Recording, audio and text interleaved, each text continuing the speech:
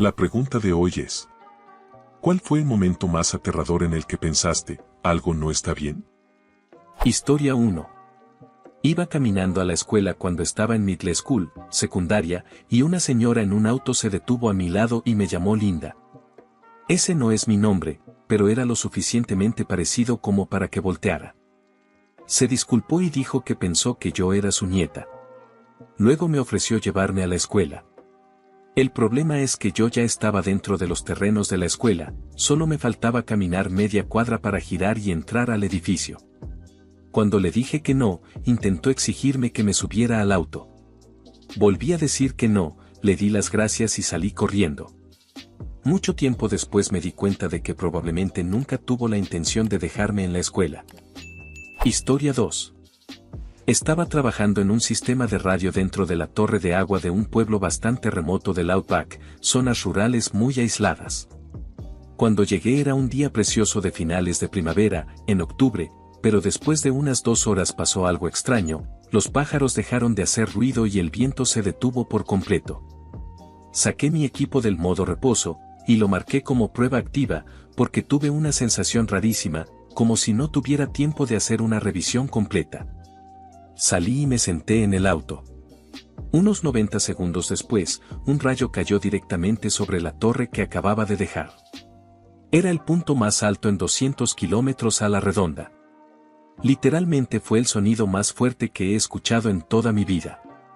Sin exagerar. Historia 3. Había planeado visitar a mi papá por la tarde. En la mañana le llamé para preguntarle si necesitaba algo, porque de todos modos iba a ir a la tienda y podía comprarle algunas cosas. No contestó. Se me hizo un poco raro, pero no del todo extraño en él. Aún así, esa idea se me quedó dando vueltas en la cabeza. Volví a llamar unos 30 minutos después. Nada otra vez. Ni al teléfono fijo ni al celular. Entonces decidí manejar hasta su casa antes de lo previsto para ver si todo estaba bien. No sé cómo explicarlo, pero simplemente sabía que algo había pasado. Lo encontré sin vida en su casa. Se había caído y sufrió un golpe fatal en la cabeza. Hasta el día de hoy no sé qué fue peor, encontrarlo así, o esos 30 minutos de camino en los que la sensación de que iba a entrar a una escena como esa no dejaba de crecer. Historia 4. Vivía a unas 5 horas de mis padres y pasé Semana Santa con ellos. El plan era pedir libre el lunes y regresar ese día, pero por alguna razón decidí volver la noche del domingo. Me desperté alrededor de las 3 de la mañana por un ruido extraño y toqué la lámpara táctil junto a mi cama. Hizo un sonido fuerte, como un chasquido, y se apagó. Pensé, algo no está bien. Me levanté y agarré la manija de la puerta del cuarto. Estaba tan caliente que de inmediato retiré la mano. Resultó que todo mi departamento estaba en llamas. El incendio comenzó en la sala por un enchufe eléctrico defectuoso y para cuando me levanté ya se había extendido al comedor. Las únicas salidas eran cruzar la sala hasta la puerta principal o pasar por el comedor y la cocina hasta la puerta trasera. Usé toda la fuerza que tenía para mover la cabecera de mi cama lejos de la ventana, rompí el vidrio y empecé a gritar. Mi arrendador permitía que un tipo viviera de manera ilegal en un cuarto de almacenamiento. Él me escuchó y corrió directo a la estación de bomberos que estaba a una cuadra. Lograron sacarme por la ventana y luego apagar el incendio. Estaba a horas de distancia de mi familia, sin dinero ni identificación, perdí mi celular y las llaves del coche en el incendio, y apenas eran como las 4 de la mañana. Básicamente lo perdí casi todo. Por suerte, una vecina fue lo suficientemente amable como para dejarme ducharme en su casa y prestarme ropa hasta que mis padres hicieron el viaje para recogerme. Historia 5. Llegué a casa del trabajo y en cuanto bajé del auto sentí que algo no estaba bien. Mi vecino de arriba había dejado a su perra afuera, lo cual no era tan raro, pero su comportamiento sí lo era y eso solo reforzó mi mala intuición. Normalmente es muy cariñosa y se emociona cuando ve gente, pero esta vez solo estaba sentada frente a la puerta, sin moverse. Pasaron unos 20 minutos y no pude quitarme esa sensación. Decidí subir a tocarle para ver si quería bajar por una bebida. Cuando me acerqué, noté que la perra ya estaba dentro del departamento, pero ahora ladraba sin parar. Toqué la puerta una y otra vez, hasta que prácticamente estaba golpeándola. Moví la manija y estaba cerrada. Bajé corriendo, atravesé mi casa y subí por una escalera trasera que conecta a ambos departamentos. Abrí la puerta de su apartamento y lo encontré teniendo una reacción grave a medicamentos, en el suelo, con movimientos involuntarios y dificultad para respirar. Los EMS, Servicios Médicos de Emergencia, dijeron que si los hubieran llamado 10 minutos después, probablemente no habría sobrevivido. Nota de contexto: Percocet es un analgésico fuerte que, si se usa mal, puede provocar una emergencia médica. Edit: no pensé que esto llamaría tanta atención, así que aquí va una historia extra. Me mudé a la casa donde pasó todo esto hace unos 2 años. En ese mismo departamento de arriba vivía antes un señor mayor, antes de que llegara mi amigo con su perra. Unas 3 semanas después de mudarme, dejé de verlo. Era muy hogareño, no tenía internet ni teléfono inteligente, un tipo sencillo que disfrutaba tomar un poco de licor y escuchar discos de blues. Pasaron las semanas y noté que ya no ponía música y que todo estaba demasiado silencioso, pero no le di mucha importancia porque no lo conocía bien y sabía sus rutinas. Hacia la 3ª o 4ª semana, un olor muy fuerte empezó a extenderse por mi casa. Encendí velas, usé aromatizante por todos lados, pero no sirvió de nada. Un día llegué y el olor era insoportable, y entonces lo entendí. Era el olor de alguien que había fallecido. Llamé a mi arrendador, quien llegó de inmediato. En cuanto percibió el olor, se puso pálido. Fuimos rápido a la puerta del vecino, la abrió por tratarse de una situación extrema y, efectivamente, mi antiguo vecino había fallecido y llevaba tiempo ahí. Había pasado tanto tiempo que los líquidos habían traspasado el piso y llegaron hasta el techo de mi baño, incluso se notaba en las lámparas. Historia 6. Mi papá acababa de fallecer después de una larga batalla contra el cáncer, y hacia el final mi mamá empezó a comportarse de forma extraña. Ya no lo cuidaba mucho, así que yo terminé saliendo del trabajo para hacerlo. Además, no parecía estar realmente de luto, lo cual me llamaba la atención porque ellos habían tenido una relación bastante buena. Un par de días después de que él murió, yo estaba revisando sus cosas cuando me di cuenta de que ya eran las 10 de la mañana y mi mamá no se había levantado. No le di mucha importancia. Luego fueron las 11, 12, 1, 2, 3 de la tarde, y seguía sin levantarse. Eso ya me preocupó, porque nunca en su vida se había quedado en la cama tan tarde, así que abrí la puerta de su habitación. La encontré en el suelo, apoyada sobre un banco, sin poder levantarse, en una situación muy desagradable causada por haber estado ahí durante horas. No estoy seguro de cómo terminó en el piso, siento que habría escuchado si se hubiera caído. Después de ayudarla a limpiarse y tranquilizarla, le pregunté qué había pasado. Me dijo que no tenía fuerzas para ponerse de pie, ni la claridad mental suficiente como para pedir ayuda. La llevé de inmediato a urgencias, Emergency Room, sala de emergencias, y ese fue el día en que entendí que no iba a regresar al trabajo, porque iba a pasar los siguientes años cuidando a mi mamá, que ahora estaba gravemente enferma. Historia 7. Cuando tenía 10 años, mi abuela estaba cuidando a mis hermanos menores y a mí mientras mis papás asistían a una conferencia de trabajo que duraba todo el fin de semana. Estábamos sentados en la sala comiendo panqueques. Mis hermanos veían caricaturas y yo estaba leyendo el libro más nuevo de Harry Potter, que había salido apenas el día anterior. Mi hermano le pidió más panqueques a mi abuela y ella empezó a levantarse. Yo no estaba prestando mucha atención porque estaba metida en el libro, pero de reojo noté que tardaba más de lo normal. Intentó levantarse, pero una de sus piernas no se movía. Trató de levantarla con las manos, pero una de sus manos tampoco respondía. Ahí supe que algo estaba mal y dejé el libro. Entonces se cayó de la silla al suelo.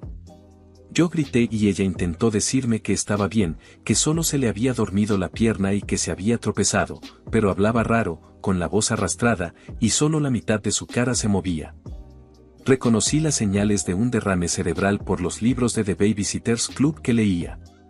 Corrí a la cocina, en esa época ella no tenía celular, y llamé al 911, el número de emergencias en Estados Unidos.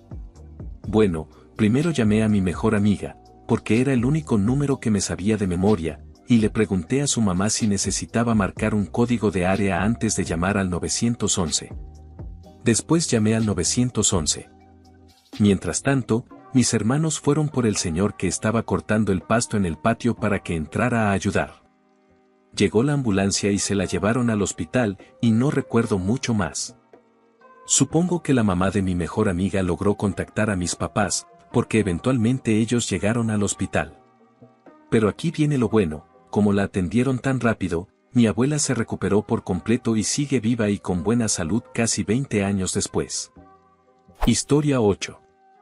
Tengo 2 historias. Las 2 me dejaron muy alterado. Trabajaba como guardia de seguridad en un pueblito muy aislado de Missouri. Una noche, alrededor de la medianoche, me mandaron a Walmart por algunas cosas.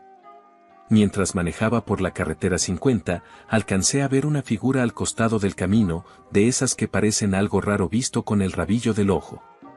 Me detuve y una mujer joven se acercó a la puerta del copiloto. Estaba hiperventilando y muy alterada. No podía entender bien lo que decía, así que simplemente le dije que se subiera a mi camioneta. Nos quedamos ahí un momento mientras intentaba hablar, cuando de pronto una camioneta se detuvo detrás de mí, todavía a la orilla de la carretera 50, y un hombre se bajó y se acercó a la ventana del copiloto, que seguía abierta. Agarró a la chica e empezó a gritarme insultos. Pasó como medio segundo antes de que reaccionara y, con mi voz más firme, pero tranquila, le dije que se alejara y que ella no iba a salir de mi camioneta. Le dije que no tenía idea de qué estaba pasando, pero que yo la iba a llevar a donde ella quisiera. En el camino al hospital hablamos. Ella era de otro estado. Unos tipos que conoció a través de un amigo la atacaron, la llevaron a un campo y la golpearon hasta que fingió estar inconsciente. Logró escapar por la parte trasera de la camioneta cuando se detuvieron a cargar gasolina. Normalmente no me detengo por desconocidos a medianoche, pero algo en el estómago me hizo frenar de golpe por esa mujer. La otra historia también es en Missouri, cuando seguía trabajando de seguridad. Yo solía trasladar a chicas para shows privados. Una de ellas decidió organizar un show por su cuenta para ganar dinero sin tener que darme propina, supongo. Los tipos no le dieron la dirección de la fiesta, solo le dijeron que los encontrara en una gasolinera cerrada cerca de la carretera 50. De camino, ella se puso nerviosa y me llamó. Yo estaba en la cama, medio dormido, pero al escucharla intenté convencerla de que se regresara. Ella insistió en ir porque necesitaba el dinero. Incluso hizo un comentario tipo, si no vienes conmigo, será tu culpa cuando desaparezca y salga en las noticias. Así que fui a encontrarme con ella en la gasolinera vacía. Todo el ambiente me puso nervioso, sobre todo porque ellos no me estaban esperando, y cuando ciertos tipos se asustan, se vuelven impredecibles. Estuvimos ahí unos 10 minutos esperando, y todo ese tiempo traté de convencerla de irse a casa. De pronto llegaron 3 vehículos con varios tipos dentro. Todos estaban borrachos o muy alterados. Ella se bajó del auto para ser amable, pero en cuanto yo bajé y me vieron, empezaron a gritar insultos y se fueron a toda prisa. No soy el tipo más rudo del mundo, simplemente creo que no esperaban que hubiera un testigo. Consejo final, eviten la carretera 50. Historia 9. Durante el primer confinamiento en el Reino Unido, no había visto a mi papá, que vivía solo, en 3 meses, aunque hablábamos por teléfono todos los días sin falta. Una noche, alrededor de las 2 de la mañana, mientras me quedaba dormida, de repente empecé a sentir una ansiedad abrumadora, a sudar y a tener esa sensación clara de que algo no estaba bien. No pude volver a dormir por la preocupación, así que decidí llamar a mi papá, que era noctámbulo y normalmente estaría despierto, pero para mi sorpresa, no contestó.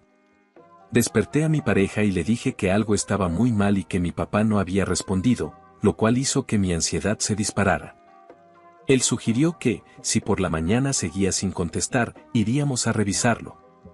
Sin embargo, no pude quitarme esa sensación, así que a las 3 de la mañana mi pareja y yo nos subimos al auto y conducimos 3 horas hasta la casa de mi papá. Al llegar, entré y encontré a mi papá mirando fijamente la pared, con un color gris amarillento, hablando arrastrado y completamente confundido sobre dónde estaba. Llamé de inmediato a una ambulancia, y pasó las siguientes 4 semanas en el hospital por insuficiencia renal aguda causada por una cirrosis hepática en etapa avanzada que no había sido diagnosticada.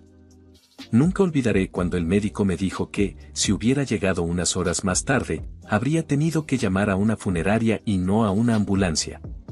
Debido a la confusión repentina que puede causar la cirrosis, él realmente creía que el control remoto del televisor era su teléfono, por eso no buscó ayuda. La insuficiencia renal puede aparecer muy rápidamente, y la combinación de ambas condiciones puede ser mortal en poco tiempo. Así que el hecho de que yo llegara esa madrugada fue crucial para que recibiera tratamiento a tiempo. Mientras escribo esto, mi papá viene manejando a mi casa para pasar Navidad con nosotros, y los síntomas de la cirrosis están bajo control. Un final feliz. A veces, la ansiedad puede ser un regalo que salva vidas. Historia 10. Esto pasó hace unos 10 años. Mi abuela aún vivía, ya estaba muy delicada, y, por eso, mi papá y yo la visitábamos seguido en el asilo donde estaba. Mi abuela ya no podía valerse por sí sola y en ese entonces tenía casi 100 años. Ese día fuimos a verla y yo andaba caminando por el asilo, que estaba en remodelación, cuando algo me hizo quedarme un rato más en el pasillo principal. No sé por qué, normalmente voy directo a la sala y espero ahí a mi abuela. De repente escuché un golpe fuertísimo. Corrí por el pasillo hasta los baños públicos y encontré a una señora de unos 80 y tantos años tirada boca arriba en el suelo, con mucha sangre. Había salido del cubículo, se dio la vuelta para cerrar la puerta, se tropezó con sus zapatos, cayó hacia atrás y se golpeó la cabeza contra una banca cerca de la entrada.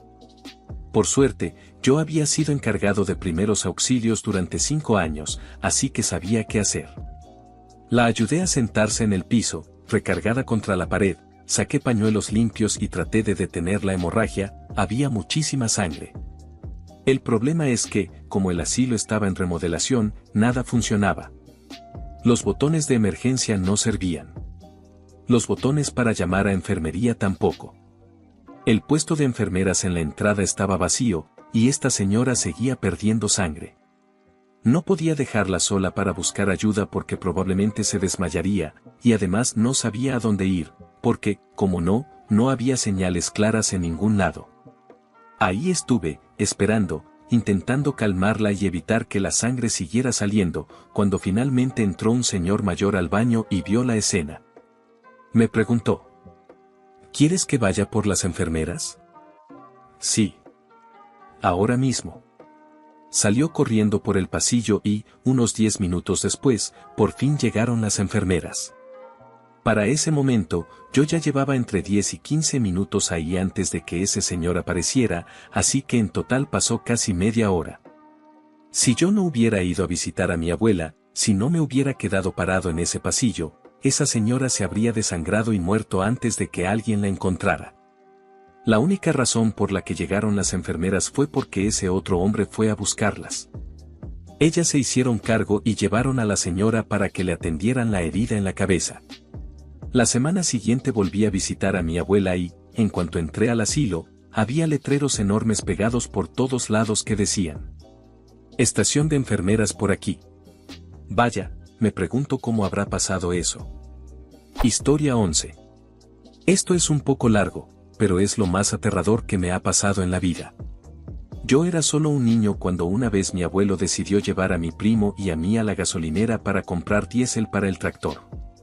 Vivíamos en una granja en medio de la nada, así que no había mucho más que hacer.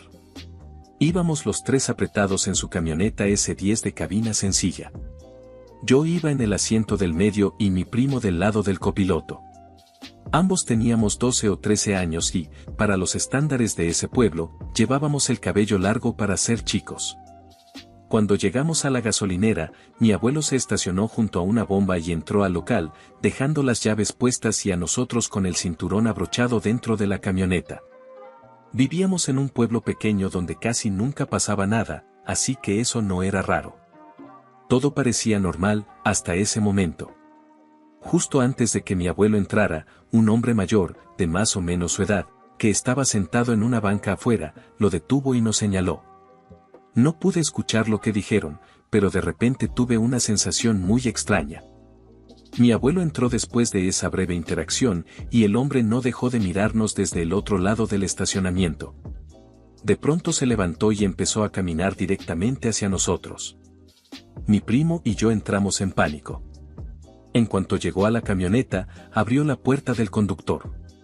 Mi primo se desabrochó el cinturón y me gritó que me bajara mientras él salía. Yo empecé a presionar el botón del cinturón, pero estaba atorado y el cinturón se apretó aún más contra mí por el pánico. Mi primo volvió a asomarse e intentó ayudarme, pero se dio cuenta de que también estaba trabado y salió de inmediato. El tipo me miró y sonrió, y luego estiró la mano hacia las llaves en el encendido. Hasta el día de hoy recuerdo esa sonrisa y ver sus dedos tocar la llave. Todavía me da escalofríos. En ese momento pensé que todo había terminado para mí. Lo siguiente que vi fue a mi primo asomándose de nuevo, esta vez con un martillo que había agarrado de la parte trasera de la camioneta, gritándole que estaba a punto de golpearlo. El hombre levantó las manos de inmediato y dijo que solo estaba bromeando, se bajó y se fue caminando detrás de la gasolinera, justo cuando mi abuelo salió sin sospechar nada. Cuando mi abuelo volvió a la camioneta, tratamos de explicarle lo que había pasado, pero no lográbamos expresarnos bien. Creo que era el shock, y además él era mayor y no esperaba algo así en nuestra zona. Al llegar a casa se lo contamos al resto de la familia. De inmediato le preguntaron a mi abuelo qué le había dicho ese hombre. Él contó que solo le preguntó si nosotros éramos sus nietas, pero no le dio importancia porque el hombre parecía tener problemas para oír. Ahí entendimos todo. Ese tipo pensó que éramos dos niñas y planeaba llevarnos. Si mi primo no hubiera reaccionado tan rápido, no sé si hoy estaría aquí contando esto. Esto me dejó marcado de por vida. Lo recuerdo todo con claridad. Estaba completamente aterrorizado y lloré todo el camino de regreso, mientras mi primo me abrazaba. Ese hombre me miró y sonrió como si disfrutara mi miedo. Fue algo profundamente perturbador. Aún hoy, a veces sueño con eso. Cuando mi abuelo finalmente entendió la gravedad de lo ocurrido, reunió a los hombres de mi familia y regresaron de inmediato a la gasolinera. Llamaron a la policía y buscaron al tipo por casi una hora, pero nunca lo encontraron. Nunca fue atrapado. Historia 12. Ya he contado esta historia antes, pero aquí va otra vez. En una noche muy oscura de enero, yo iba manejando un tráiler con 2 remolques de 20 pies hacia el sur por la carretera US 93, en Arizona, Estados Unidos. Esa vía era tristemente famosa y la conocían como la carretera de choques frontales. En ese momento estaba en construcción, pasando de 2 carriles a una autopista dividida de 4 carriles. El límite de velocidad era de 55 millas por hora, unos 88 kilómetros por hora. Mirando hacia adelante, vi las luces de vehículos que venían en sentido contrario bajando una colina con una curva cerrada hacia la derecha al final. En una fracción de segundo me di cuenta de que algo no estaba bien con el primer vehículo. Al instante siguiente quedó claro, estaba en mi lado de la carretera, y luego, para empeorar todo, iba circulando por el acotamiento en sentido contrario, directo hacia mí. Mi reacción instintiva fue girar a la izquierda para esquivarlo. Había una doble línea amarilla separando los carriles norte y sur. Cuando me acerqué a esas líneas, juro que escuché la voz de mi padre en mi oído diciéndome, no manejes en su carril. No manejes en su carril. Lo increíble es que mi padre había sido camionero sindicalizado, con 2.5 millones de millas sin accidentes cuando se jubiló, y además había fallecido 11 años antes de que esto pasara. Para ese momento ya había soltado el acelerador y estaba frenando con cuidado, manteniéndome pegado a la doble línea amarilla, pero sin cruzarla, del lado correcto de la carretera. El otro conductor vio que se dirigía directo a unos barriles amarillos de impacto colocados al final de un guardarraíl y giró bruscamente para regresar a su carril. En ese instante yo ya iba a unos 35 millas por hora, mientras que él iba aproximadamente a 65 millas por hora, según el investigador del accidente. y impactó contra la llanta delantera del lado del conductor de nuestro tráiler. El golpe arrancó la llanta del eje y desprendió el filtro de combustible del motor. Avanzamos rodando unos metros y, al detenernos, el cofre se abrió, dejándome ver que el motor estaba en llamas. Le grité a mi copiloto, que, por cierto, durmió durante todo el choque, que estábamos incendiándonos y que teníamos que salir de inmediato. Salió volando de la cabina con su sombrero vaquero y su ropa en la mano. Yo salté del camión, agarré el extintor y rocié debajo de la cabina. Vi que la línea de combustible se había desplazado y que diésel estaba cayendo directamente sobre el fuego, haciéndolo crecer. Tiré el extintor, volví a meterme a la cabina y agarré mi chamarra, nuestros libros de registro y el conocimiento de embarque, documento de carga, ya que transportábamos una carga señalizada como material inflamable. Mientras tanto, el otro vehículo se había detenido a varios cientos de pies más adelante. Cuando llegó DPS, el Departamento de Seguridad Pública de Arizona, encontraron una caja de cervezas en el asiento trasero del otro vehículo, con varias botellas vacías. Y cerraron la escena como delito por conducir en estado inconveniente. A los equipos de rescate les tomó 1 hora cortar el techo del vehículo para sacar al conductor, que tenía una pierna fracturada. Su hermano, que iba en el asiento auxiliar, tenía un brazo roto.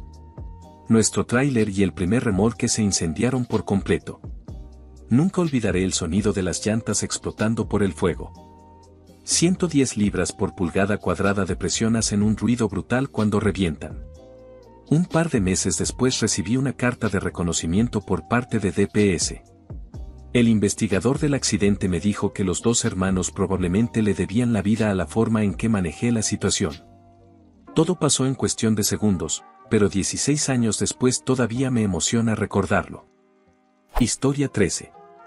Acababa de estacionar mi auto en el trabajo, me bajé y rodeé el coche para ir a la cajuela cuando noté a un corredor en el estacionamiento que no reconocí. Antes y después del trabajo es común ver gente trotando o caminando desde otros negocios del parque industrial, así que no era algo raro. Pero por alguna razón, ese tipo me hizo sentir que no debía darle la espalda. No estaba actuando extraño ni haciendo nada fuera de lo normal, simplemente fue una corazonada. Empecé a buscar en la cajuela y mi comida se había ido hasta el fondo. Con mis brazos cortos no alcanzaba desde afuera, así que sabía que tendría que inclinarme bastante para agarrarla. Cuando empiezo a hacerlo, sigo mirando al corredor con el rabillo del ojo y veo que deja de correr y empieza a moverse con cuidado entre los autos, avanzando en dirección al mío. Viéndolo en retrospectiva, debí cerrar la cajuela de golpe y correr hacia la entrada del edificio. Pero lo que hice fue girarme, enfrentarme hacia donde venía y gritar. «Buenos días. ¿Puedo ayudarle?». Justo cuando apareció por detrás de la SUV junto a mi coche, se sorprendió, se dio la vuelta y salió corriendo. Un segundo después, uno de los gerentes salió a toda velocidad por la puerta principal gritándome que entrara de inmediato, que había una persona peligrosa en el estacionamiento. Nunca volvimos a ver a ese tipo, pero me aseguré de que todos estuvieran atentos por si aparecía de nuevo. Desde entonces sé que no hay que distraerse con el celular en los estacionamientos. ¿Quién sabe qué habría pasado si yo hubiera estado distraída? ¿El gerente habría salido a tiempo? Es algo en lo que pienso de vez en cuando, aunque ya han pasado unos 6 años. Nuestro estacionamiento del trabajo es muy seguro. Nunca siquiera había escuchado de robos en autos, ni siquiera en coches sin seguro puesto. Aún así, me tomó mucho tiempo volver a sentirme tranquila ahí. Historia 14. Un día estaba en un estacionamiento subterráneo al otro lado de la calle de un juzgado. Después de presentar un documento, soy asistente legal / paralegal. Como soy yo, me bajé del elevador en el nivel donde creí que había estacionado mi auto, y no estaba. Eso no es raro en mí, así que empecé a caminar por ahí presionando el botón del control para que el coche sonara. Después de más o menos 1 minuto caminando, noté a un tipo que también estaba dando vueltas. No parecía seguirme directamente, pero aún así me daba mala espina, así que empecé a vigilarlo de reojo. No había nadie más en ese nivel, solo él y yo. Finalmente concluí que mi coche no estaba en ese piso, así que tomé el elevador para bajar un nivel. Me bajé y esperé un segundo mirando el elevador. El tipo no apareció, así que pensé que solo había sido paranoia mía. Empecé a caminar otra vez, presionando el botón del control. Entonces, al dar vuelta en una esquina, ahí estaba otra vez. En ese momento supe que me estaba siguiendo.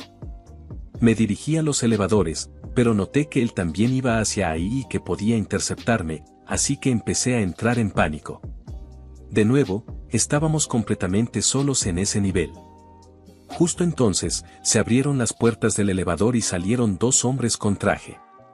Corrí hacia ellos y dije en voz alta y riéndome: «Ah, ahí están.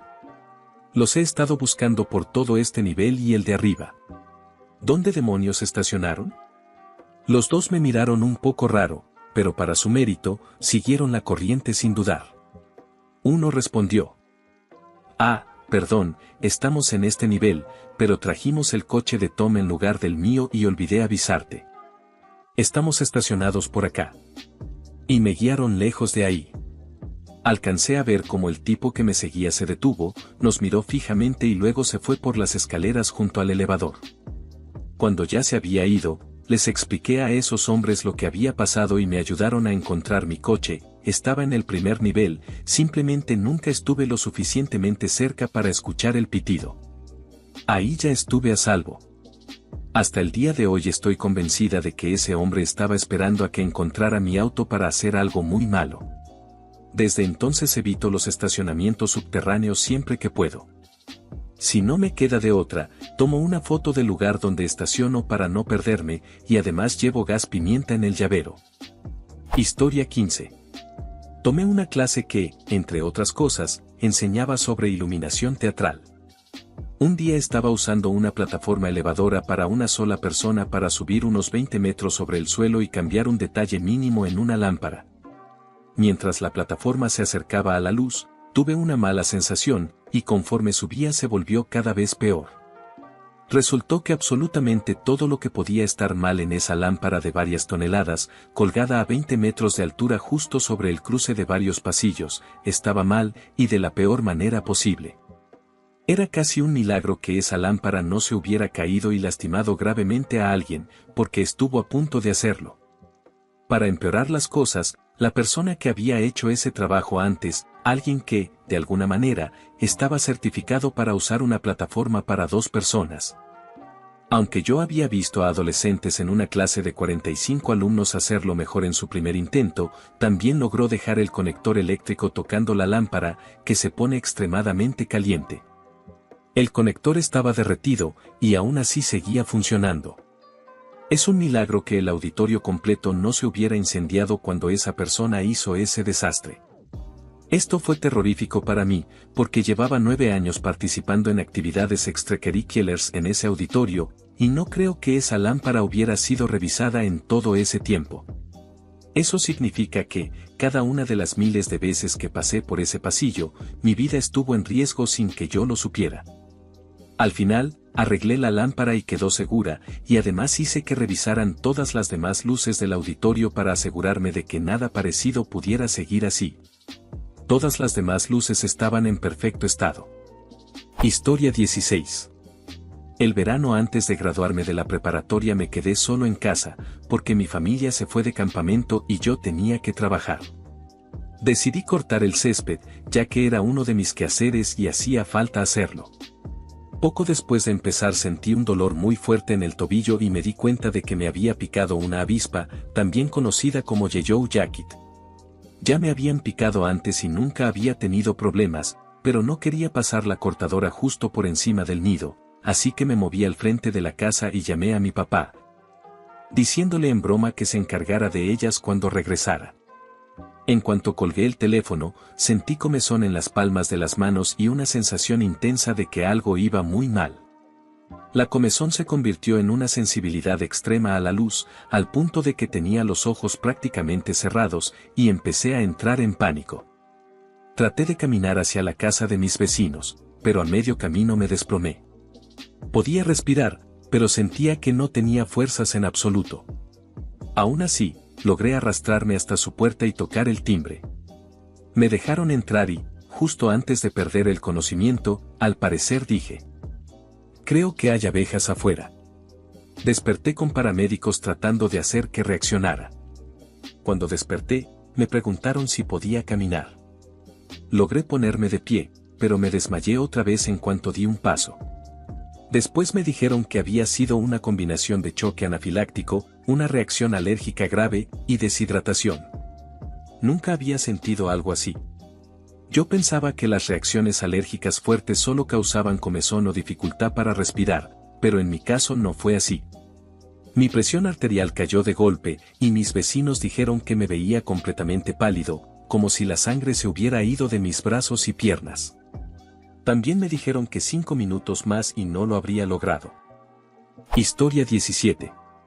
Fui a la casa de una amiga para una fiesta, antes de todo lo que pasó en los últimos años, hace ya algunos años.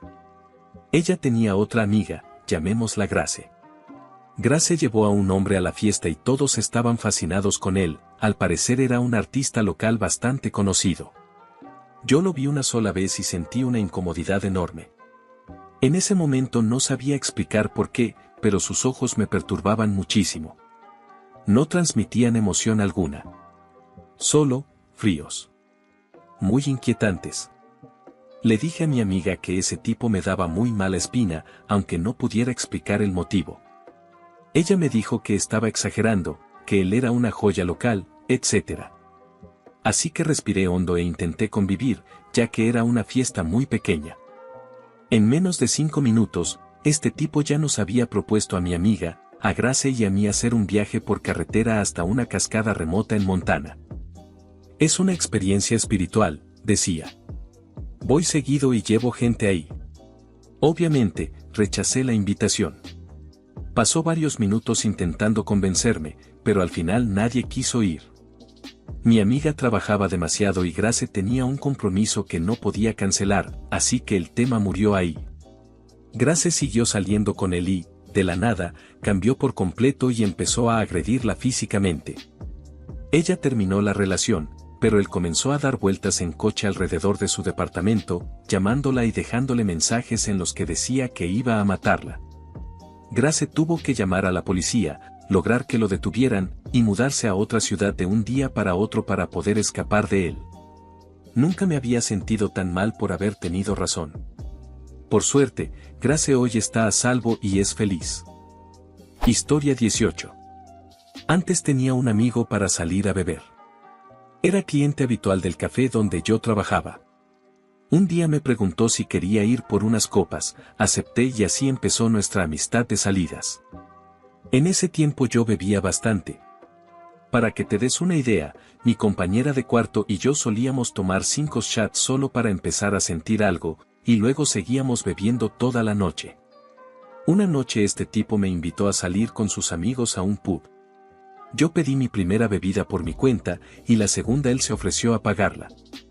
Para ese punto ya le tenía cierta confianza, así que no fui a la barra con él cuando fue por la bebida. Volvió, me la dio y me la tomé. En cuestión de minutos supe que algo estaba mal. Empecé a sentir la cabeza dando vueltas, hablaba raro y me sentía mucho más afectada de lo normal. De inmediato supe que tenía que irme. Él insistía mucho en que me quedara, pero simplemente me abrí paso y salí. Me siguió afuera. En ese tiempo Uber apenas estaba empezando, era algo nuevo, así que pedí uno desde mi celular. Mientras intentaba cerrar la puerta, él seguía insistiendo en que me quedara, o que me acompañara a casa para asegurarse de que llegara bien. Ni pensarlo. Me fui. Al día siguiente dormí casi todo el día. Apenas podía moverme o levantarme. Entraba y salía del sueño constantemente. Muy extraño. ¿Y por qué creo que fue él quien alteró mi bebida? Yo había guardado todas mis tarjetas y mi identificación en un bolsillo interno de mi chamarra, cerrado con cierre. Todo había desaparecido. ¿Y adivina quién las tenía? Él. Había metido la mano en mi chamarra y se llevó mis cosas para que no pudiera pagar un taxi. Lo que no esperaba era que Uber acababa de salir, y gracias a eso sí pude irme. Historia 19. Esto pasó en el centro comercial local hace algunos años. Yo estaba ahí con una amiga. Ella entró al baño y yo me quedé esperando sola afuera, ya era casi hora de cerrar, así que no me sorprendió cuando un supuesto guardia me dijo que ya casi era momento de irse. Pero antes de poder responderle, lo miré bien y sentí que el estómago se me revolvía. No era un guardia, aunque actuaba como si lo fuera. Luego me ofreció acompañarme hasta la salida del edificio. La gente pasaba caminando cerca y entonces noté que su gafete era de plástico, como de una tienda de juguetes. Simplemente le dije que no y seguí esperando a mi amiga. Cada vez que lo miraba me daban escalofríos y una sensación horrible. Cuando mi amiga salió del baño, él ya no estaba. Ella me preguntó con quién estaba hablando y, cuando se lo conté, nos fuimos de ahí de inmediato. Una semana después volví al centro comercial a comprar unas cosas y le pregunté a un guardia real por el tipo que había visto. Me dijo que ya lo habían sacado varias veces, porque se hacía pasar por guardia para intentar que adolescentes lo acompañaran hasta su coche. No lo he vuelto a ver desde entonces, pero todavía me da miedo cuando paso frente a esa puerta del baño. Esperar ahí se sintió eterno. ¿Quién sabe qué habría pasado si le hubiera hecho caso? También me pregunto si alguien alguna vez sí lo siguió. Espero que no. Historia 20. Hace aproximadamente 2 años, alrededor de la medianoche, saqué a mi perro al patio y de inmediato sentí que algo no estaba bien. Vivo en una zona que ya no es tan rural como antes. El pueblo ha ido creciendo, se construyeron nuevas viviendas y muchos animales perdieron su hábitat. Es común ver venados en los patios, escuchar búhos o incluso coyotes a lo lejos. Mi perra suele caminar hasta el límite del terreno y recorrer la orilla hasta encontrar un lugar, a unos 9 o 10 metros de la puerta principal. Íbamos más o menos a la mitad del camino cuando empecé a sentir que algo estaba mal. No fue hasta llegar al borde del patio que me di cuenta de qué era. Todo estaba en completo silencio. No había grillos. No había búhos. No había coyotes a lo lejos. Nada. En el momento en que me di cuenta, sentí cómo se me aceleraba el corazón, porque tenía la certeza de que algo nos estaba observando. ¿Alguna vez has sentido intención depredadora? Esa parte primitiva del cerebro que quedó de antes de que conquistáramos la noche, que detecta peligro sin verlo, estaba gritando dentro de mí. Eso ya era suficientemente malo, pero al mismo tiempo noté que mi perra también estaba reaccionando. Tenía la mirada fija en una dirección, el pelo erizado. Nunca había visto a un Golden Retriever verse tan alterado y amenazado. Cuando por fin logré que se moviera, corrimos hacia la puerta. No recuerdo haber tomado conscientemente la decisión de correr, ni el momento exacto entre empezar a moverme y abrir la puerta. Solo sé que nunca antes ni después he recorrido esa distancia tan rápido. Durante meses, cuando salíamos de noche, mi perra no avanzaba más de 1,5 metros más allá de la banqueta. Meses después pusimos una cerca en el patio trasero y aún así no quería salir sola. Todavía hoy se nota que no le gusta. Sé perfectamente lo que se siente estar cerca de coyotes. Ninguno de los dos se había sentido amenazado por ellos antes, así que puedo decir con seguridad que no era un coyote, ni siquiera un grupo. Nunca lo vi, pero se sentía más grande y más peligroso que eso.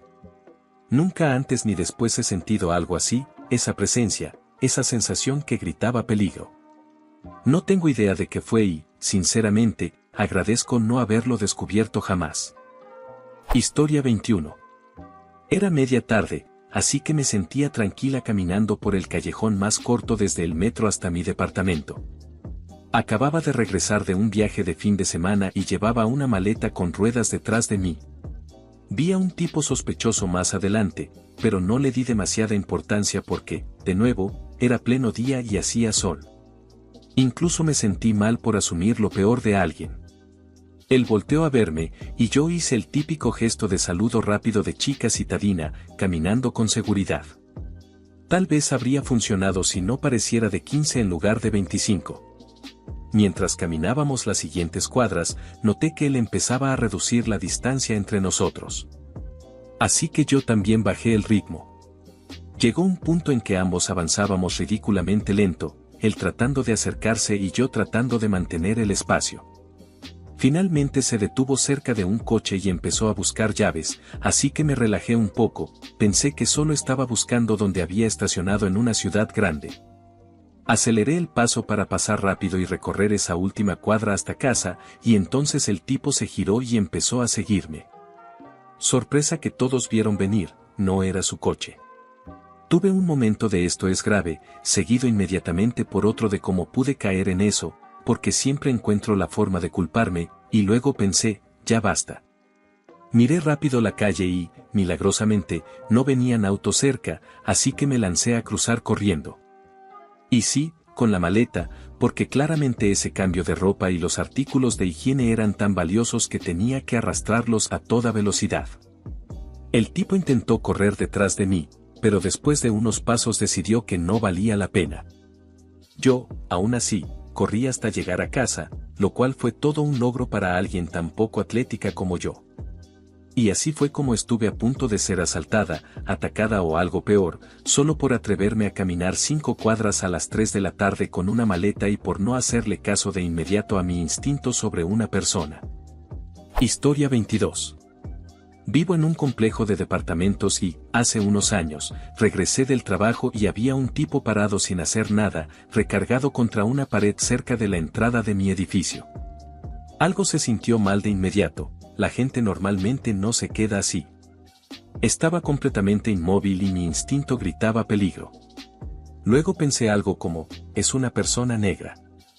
Si usas la otra entrada solo por eso, estarías actuando mal. Así que, por alguna razón, decidí pasar junto a él para entrar al edificio y demostrarme que no estaba evitando a alguien por prejuicio. Caminé junto a él y, en cuanto pasé, lo escuché empezar a moverse. Pensé, esto no está bien y empecé a voltearme justo cuando me atacó por la espalda con un objeto punzante que llevaba oculto. El hecho de haberme girado probablemente me salvó la vida, porque el golpe fue en ángulo y no de frente. Corrí por los 3 escalones que llevan a la entrada, pensando que tener altura podría ayudar si volvía a atacar, pero el tipo se asustó y salió corriendo. Llamé a la policía y, sorprendentemente, lograron encontrarlo a unas cuadras, todavía con el arma. En resumen, terminó cumpliendo 14 meses de prisión. La herida resultó ser superficial. Al principio no quería ir al hospital, pero la policía prácticamente me obligó. Me explicaron que si iba al hospital podían imputarle un cargo más grave, si no, las opciones eran más limitadas. Por eso insistieron. Al final no me arrepiento, porque en el hospital me hicieron una resonancia magnética, MRI, y detectaron un crecimiento en la tiroides. Resultó que tenía etapas muy tempranas de cáncer de tiroides. Un año después me retiraron el lado derecho de la tiroides y encontraron un núcleo de células cancerosas. No se había extendido, así que, según los médicos, ya no estoy en peligro. Así que, supongo que todo salió lo mejor posible dentro de lo malo. Tenía un seguro médico pésimo que no cubría los gastos del hospital, así que básicamente estaba sin cobertura. El hombre que me atacó fue ordenado por el juez a pagar los gastos médicos y hasta ahora me ha enviado unos $700. La verdad, no esperaba recibir nada, así que eso se agradece. Hace poco terminé de pagar la cuenta principal del hospital, pero todavía debo la ambulancia y radiología, ya que todo se factura por separado. En total recibí cuentas del hospital, del departamento de radiología, de los honorarios médicos y de la ambulancia. 2 de las 4 ya están pagadas. Historia 23. Acepté que un amigo me llevara a casa. Era un pueblo pequeño, de esos donde todos se conocen. Mi novio se había ido temprano de la fiesta, y este amigo dijo que con gusto me llevaba. No lo pensé 2 veces. Horas después yo estaba muy tomada. Él empezó a manejar rumbo a mi casa mientras yo jugaba con la radio y hablaba sin parar. Pasó un rato, el trayecto era de unos 35 minutos, y de pronto me di cuenta de algo, había dejado de hablar. En ese instante algo cambió dentro de mí. Todos mis sentidos se activaron. De repente estaba completamente lúcida. ¿Adrenalina? No lo sé. Noté que íbamos por un camino rural. Yo vivía en el campo, así que todos los caminos lo eran, pero ese definitivamente no era la ruta directa a casa. Entonces miré su cara. Él no estaba ahí. Estaba perdido en su mente.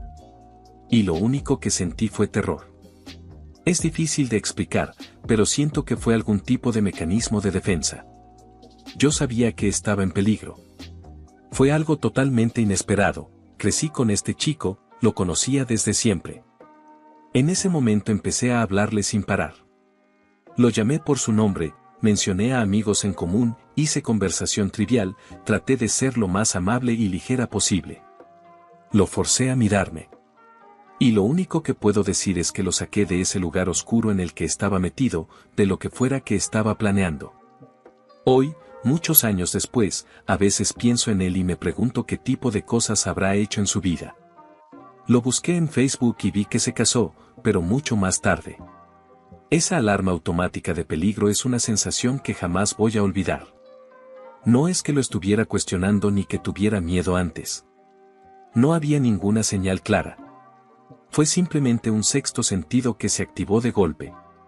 Si alguna vez lo has sentido, sabes exactamente de lo que hablo. Historia 24.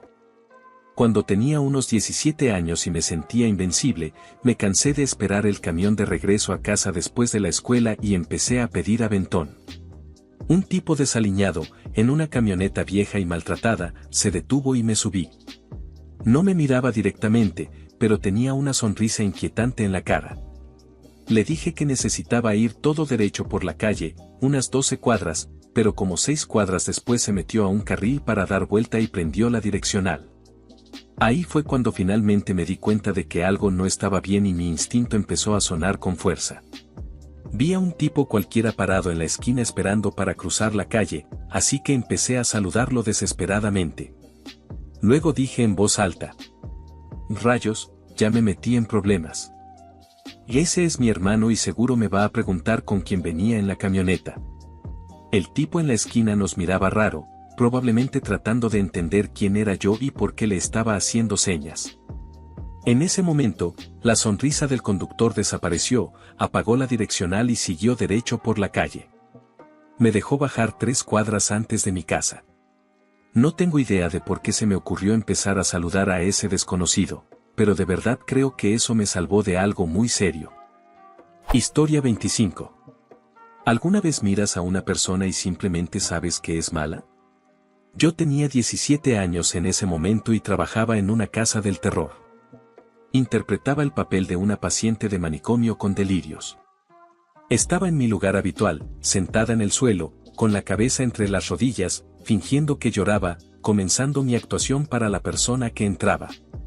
Sentí que alguien entró y tuve la sensación de que no debía levantar la mirada, pero en contra de mi instinto, y por no meterme en problemas, miré hacia arriba. Un hombre muy inquietante estaba de pie frente a mí, sonriendo. Se parecía muchísimo al personaje de Stanley Tucci en The Lovely Bones, una película donde interpreta a un antagonista muy perturbador. En cuanto lo vi, se me erizó la piel y me sentí insegura. Me levanté y seguí en personaje, aunque sé que me veía aterrada. Corrí al siguiente cuarto que también era parte de mi área. Ese cuarto no tenía luces, ni cámaras, ni nadie más que pudiera ver lo que pasaba. Solo había 2 puertas, por donde veníamos y por donde seguía el recorrido, además de una salida de emergencia en el rincón más oscuro del cuarto, por supuesto. Al entrar pensé en esconderme, pero supe que no funcionaría. Miré alrededor y corrí hacia la única parte iluminada, que era la pared del fondo conectada con la siguiente sección del recorrido. Ahí estaba mi compañera Gina. Este hombre me asustó tanto que casi rompí personaje, tuve que forzarme a hablar y decir cosas para que Gina entendiera que no estaba bien. Me pegué a la pared. El hombre se acercaba y calculé mentalmente si podría llegar a la salida de emergencia sin que pasara nada. Él estaba a menos de 1 metro, preparándose para agarrarme, con las manos al frente, cuando Gina le gritó que se alejara de mí, que ella lo estaba viendo. Se miraron a los ojos, él bajó las manos, me miró y sonrió. Casi me derrumbo llorando. Salí corriendo a donde estaban los maquillistas para que llamaran a mi jefe y, si era necesario, a seguridad, para encontrar a ese tipo y sacarlo del recinto. Mi jefe lo encontró, lo siguió por el resto de la casa y, al final de la noche, me dijo que le había hecho perder el tiempo, porque el tipo no intentó nada con nadie más. He sido acorralada por muchos hombres y he sabido mantenerme firme. Incluso me han golpeado y he reaccionado con calma, pidiéndoles que se sentaran. Pero este hombre me hizo sentir completamente indefensa solo con su presencia. Sé que levantar la mirada fue lo correcto, pero nunca se había sentido tan mal como la reacción de mi cuerpo al tenerlo en el mismo cuarto cuando entró por primera vez. Historia 26. Trabajo turno nocturno en una residencia de alta atención, justo al lado de un refugio para hombres, estancias individuales de larga duración. La mayoría del tiempo nos llevamos bien. Algunas noches los hombres de al lado se ponen inquietos y se acercan a la residencia tocando puertas. Normalmente podemos redirigirlos de vuelta sin problemas. Por seguridad, por la noche tenemos luces con sensor en cada entrada. Casi siempre se activan por el mismo hombre que suele olvidar dónde vive.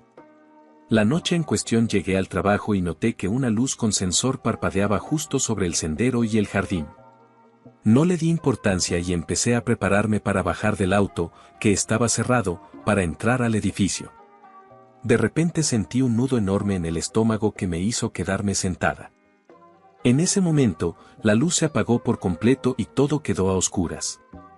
Encendí el auto y prendí las luces altas, justo a tiempo para ver a un hombre escondido en el jardín por donde yo habría pasado para entrar al edificio. Y lo peor, llevaba algo pesado en la mano mientras intentaba huir.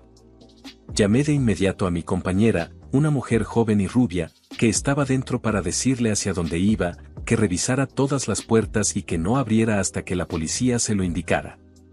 Resultó que el sujeto ya era conocido por la policía por delitos graves.